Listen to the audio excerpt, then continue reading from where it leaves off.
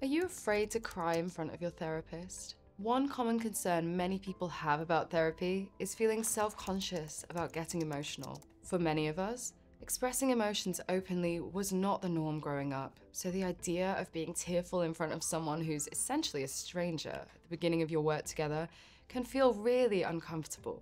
This is a very common and understandable worry. It's important to remember that getting upset in therapy is completely normal and even expected, and your therapist will be there to support you in expressing as much or as little emotion as you feel comfortable with.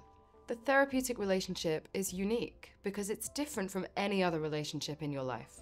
The therapy space is all about you and your needs. And you shouldn't have to worry about keeping your therapist happy or censoring yourself to avoid saying something upsetting or depressing. Your therapist wants you to feel comfortable opening up about anything that's difficult for you, even if it involves talking about very painful topics.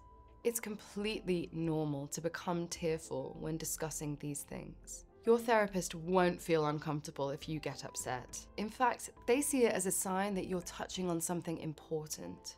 As Stephen Hayes, one of the founders of ACT Therapy, says, we only hurt where we care. As therapists, we expect emotions to arise in the therapy room, which is why we always make sure to have plenty of tissues on hand. Although it may feel a bit uncomfortable at first, it's completely normal to get upset and cry in therapy. Your therapist will support you in expressing your emotions openly, as this is an expected part of the process.